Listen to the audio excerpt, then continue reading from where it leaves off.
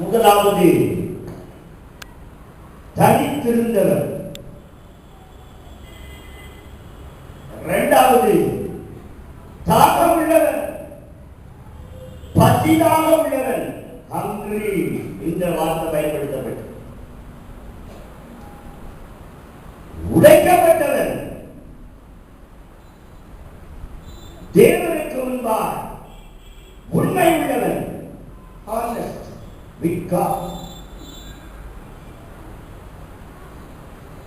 அருமையான கால வேளையில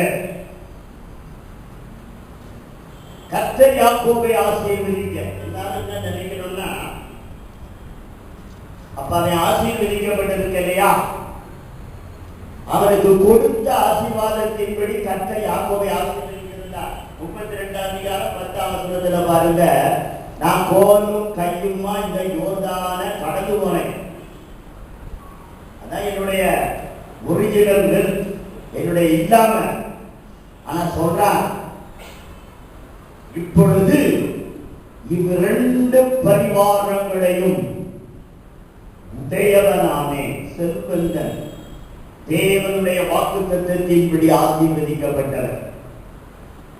ஆனா தன்னுடைய சுபாவத்திலே, தன்னுடைய மனுஷியத்திலே அவன் பெற்றுக்கொள்ள வேண்டிய, அவன் அடைத்து கொள்ள வேண்டிய அந்த ஆசீர்வாதம் இழந்துவிட்ட நன்மையிலே அவன் காணப்பட்டான். Jacob was alone with God. யாக்கோபு 24ஆம் வசனத்துல முதல் பகுதியில பார்க்கிறோம்,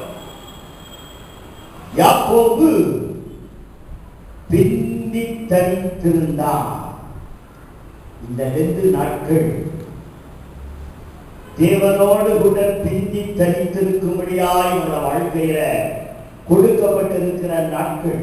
ஜெபம், உபவாசம், தியானம், திருவிருந்து ஆராதனைகள், டிவைன் சர்வீசஸ், தெய்வீக ஆராதனைகள். அது மட்டும் இல்ல, கொஞ்சம் தேவ சமூகத்துல நீ தனித்திருக்கும்படி, நீ தனித்திருக்கும்படி ஆண்டவர் இந்த நாட்களை அவருடைய ஆயுசு நாட்களிலே கொடுத்திருக்கிறார். என்ற பெரிய தேவனுடைய மனுஷன் சொல்கிறார், இதற்கு விளக்கம், all distractions had been removed. அவர் அதை தியானம் எழுதுகிறார். எல்லாம் தேவனோடு கூட பயந்து வியாகுலப்பட்டவனா ஒரு நாள் முழுவதும்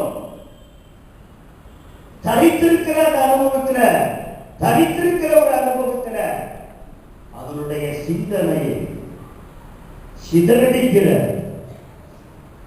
எல்லா டிஸ்ட்ராக்ஷன்ஸ், தடைகளை ரிமூவ், அப்புறப்படுத்தி, அக்கறப்படுத்தி தனிமையாய் இருந்துட்டவன் யாக்கோபு. அதனால அவன் ஆசீர்வதித்தான். நாட்களிலே